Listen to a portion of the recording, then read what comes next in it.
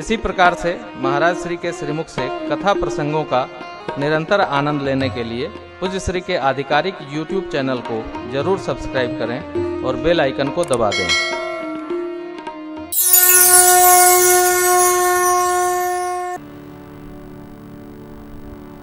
मित्रों, माताओं, मांगने से सुख नहीं मिलता।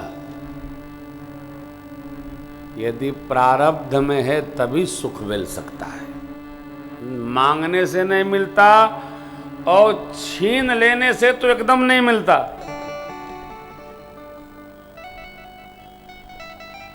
यदि हमारे प्रारब्ध में सुख नहीं है तो आप कुछ भी इकट्ठा कर लो, सुखी नहीं रह सकते। कैसे होगा महाराज? कर्म सिद्धांत कहता है कि जो अपने कर्म को कर कर उसके फल से संतुष्ट रहता है वही सुखोपभोग कर सकता है।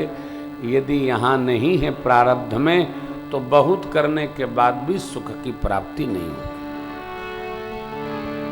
उपाय क्या है महाराज? उपाय है शिव शरणागति। भावी में दुख लिखा होगा तो केवल भगवान शिव की सेवा में लगने से दुख दूर होगा। भावी वो मेट सकई त्रिपुरारी। कल कोई कह रहे थे कि हमारे जीवन में दुख है नहीं समाप्त हो रहा है। देखो भैया,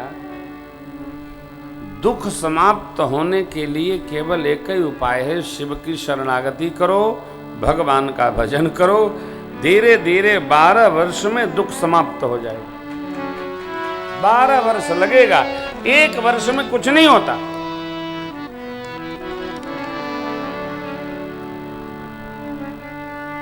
लिखा पढ़ी में नहीं है, ये अनुभव की बात है। सरकार 10-12 वर्षों पहले मैं ग्रेटर नोएडा में कथा करने आया था। 10-12 वर्ष हो गए, 12 साल हो गया ना। आप थे? दादा थे? तो ऐसे ही पंडाल लगा था। जैसे हम व्यासपीठ पर बैठते थे वैसे हवा आती थी, पंडाल चर चर चर चर चर चर चर चर फट जाता था। और नित्य का काम था उसका। जब नोएडा कथा भैया का भाव आया कि सरकार नोएडा में कथा किया जाए तो बैठे थे हम लोग। मैं कहा किया जाएगा। के पास जब आए थे भैया दर्शन में, एक बार मुझे डर लगा कि नोएडा और ग्रेटर नोएडा एक ही है सब, कहीं फिरो ना। लेकिन अब यहाँ ये देखिए स्मरण आ गया तो आपको सुनाऊं। ये कुछ मेरा नहीं, ये जो कथा करे 26 साल राघव की सेवा में लगे तो उसका ये फल है कि न हवा आ रही है न कर हो रहा है। अपना कुछ नहीं है। आप भी अपने जीवन में निष्ठापूर्वक कोई भी संकल्प ले लेंगे, सेवा करने लगेंगे, इसका भी लिखा भाविव मेट सकहीं मेरे भोले बाबा मिटा देते। देखिए मत, सोचिए मत, छीनिए मत, पाइए मत, जबरदस्ती करिए मत। तपने से सुख की प्राप्ति होती है, हो झपटने से सुख की प्राप्ति नहीं। राज सिंहासन का अधिकारी कौन है? अब तो राम जी हैं। भरत भैया, लंबा प्रसंग है। भरत भैया अयोध्या की राज सत्ता को ले जाकर मेरे राम जी की शरण में रख दिए। अरे रे। प्रभु ने सब देखा, सब सुना। भरत भैया को समझाया, लाला नृपहि बचन प्रिय नहीं प्रिय प्राण करहु तात पितु बचन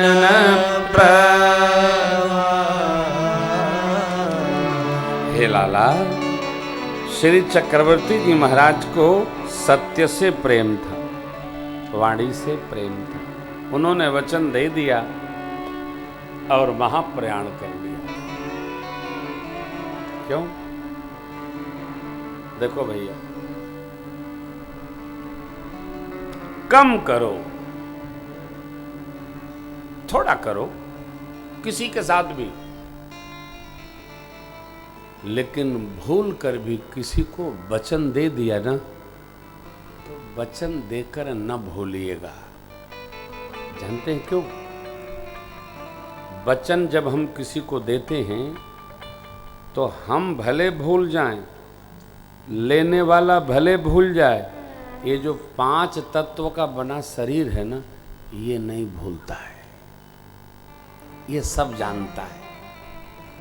मैं तो कथाओं में निवेदन करता हूं, बंद कमरे में भी किसी की निंदा मत करिए, क्योंकि जो हवा आपके पास है वही हवा उसके कमरे में है। ये हवा वहां तक संदेश पहुंचाएगी ही, ये मिट्टी वहां तक जाएगी ही, ये आकाश वहां मिलेगा ही, ये गंध पृथ्वी की वहां तक है। इसलिए हमारा कोई भी व्यवहार वहां तक अवश्य उपस्थित होगा। नहीं करिए, पहले तो वचन दीजिए नहीं। कई लोग कहते हैं महाराज वचन दीजिए। नहीं भैया, हम नहीं दे सकते, हमको नहीं जाना है, नहीं दीजिए। चक्रवर्ती जी महाराज ने मां को वचन दिया, 2 बातों का सदैव स्मरण रखा जाए, बिना बात सुने किसी से वचनबद्धता न की जाए,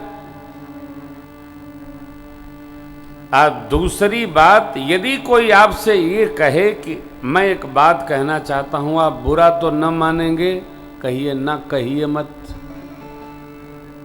कहिए ही मत। क्यों? यदि बुरा मानने लायक होगी तो हम अवश्य मानेंगे, हम कोई पत्थर थोड़ी हैं। अब आप क्यों सुनाना चाहते हो जब हम सुनना नहीं चाहते हैं? लेकिन वो घूम फिर के 6 घंटे बाद फिर मिलेगा, एक बात थी, लो हमको सुनना नहीं, तुम्हें कहना ही है, क्यों कहना चाहते हो? ऐसे आप परम सुखी हो जाएंगे। कई लोग सुबह से शाम तक यही रोजगार चलाते हैं, एक बात इनकी उनसे, उनकी इनसे, इनके, ये कोई धर्म कार्य है क्या? नहीं।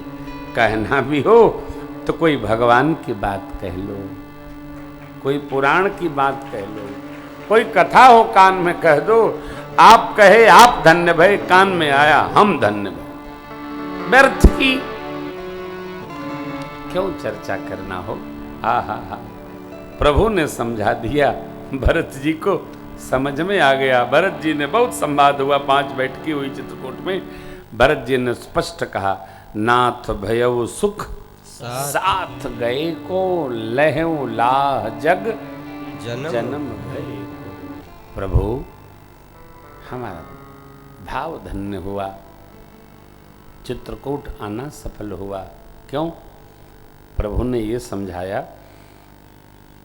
पूज्य पिताजी जो वचन देकर महाप्रयाण कर गए, हम चारों भाइयों को योग्य है कि हम भी पिताजी द्वारा दिए गए वचन का निर्वाह करें। यही धर्म है, यही सत्य है, यही रघुकुल के लिए श्रेयस्कर है, वचन का निर्वाह। पहली बात तो 2 ही नहीं, कदाचित दे दिया गया तो उसका निर्वाह होना चाहिए, सर्व स्थिति में निर्वाह होना चाहिए। 5 दिन में भरत जी ने दर्शन किया, अभिषेक सामग्री ले गए थे, अत्रि महाराज की आज्ञा लेकर के भरत जी ने कूप में रखवा दिया, अत्रि जी ने कूप में रखवा दिया, उसका नाम पड़ा भरत कूप। ये दिव्य स्थल चित्रकूट में आज भी हैं। विदा का दिन है, ब्रह्म वेला में सब लोग आश्रम पर पधारे, और बस भरत भैया ने प्रभु से प्रणिपात भाव से कहा, सरकार आज हम श्री अवध जाएं।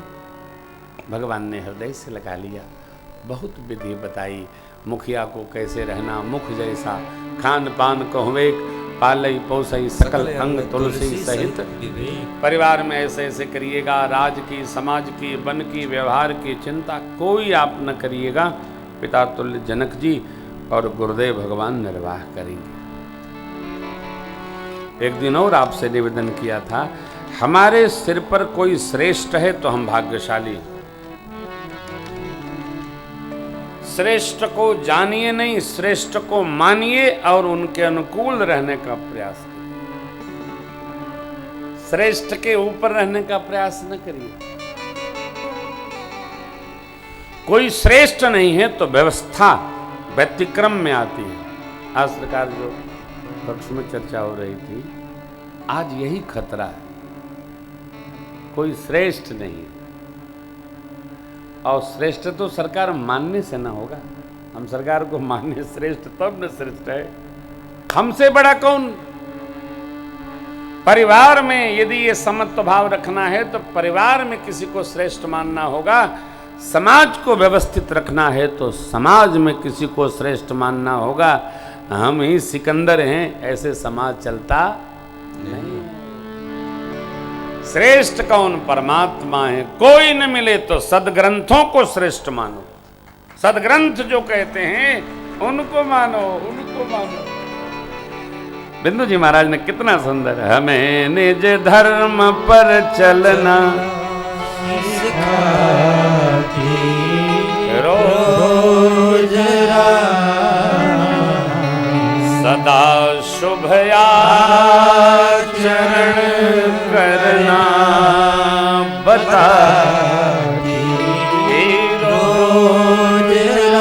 किसको किसको?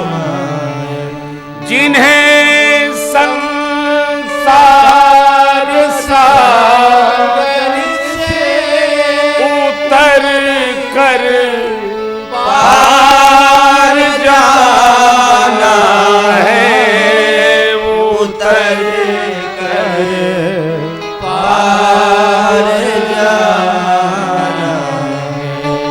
उन्हें सुख से किनारे पर लगा रोज परिवार में श्रेष्ठ निश्चित हो, जो विवेकी हो, तपस्वी हो, सबसे अधिक कर्मठ हो, कर्मशील हो, धर्मशील हो, वो श्रेष्ठ है। वही घर का वटवृक्ष है, उसी की छतरी में सब चले। ये भी ध्यान रखने योग्य बात है, श्रेष्ठ को किसी से द्वेष नहीं होना, श्रेष्ठ को नाराज नहीं होना। अरे भाई, श्रेष्ठ नाराज हो गए, देखो पुत्र नाराज हो गया, पुत्र वधू नाराज हो गई, बच्चे नाराज हो गए तो पिता मनाएगा, और पापा नाराज हो गए तो कौन मनाएगा? नहीं, श्रेष्ठ को रूठने का अधिकार नहीं। समुद्र रूठते हैं क्या? समुद्र रूठेंगे तो कुछ बचेगा? सूर्य भगवान रूठते हैं क्या? नहीं। श्रेष्ठ को नाराज होने का अधिकार नहीं। जितने श्रेष्ठ यहाँ बैठे हैं, चाहे मम्मी लोग बैठी हैं, चाहे अम्मा लोग बैठी हैं, और चाहे पप्पा लोग बैठी हैं, चाहे बप्पा लोग बैठे हैं, ये ध्यान रखिएगा। घर के इतर नाराज हो सकते हैं, रूठ सकते हैं, लेकिन जो श्रेष्ठ है उसको रूठने का कोई अधिकार नहीं। कौन मनाएगा भैया? नहीं।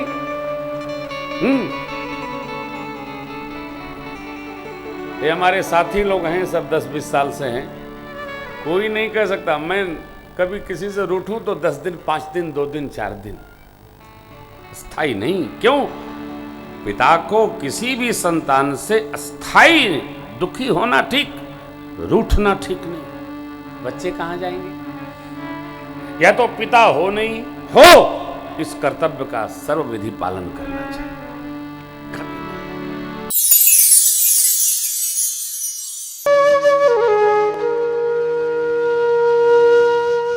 इसी तरह सुनते रहिए, चैनल को सब्सक्राइब करिए, बेल आइकन को दबा दीजिए और पुण्य अर्जन के लिए अपनों में शेयर करिए।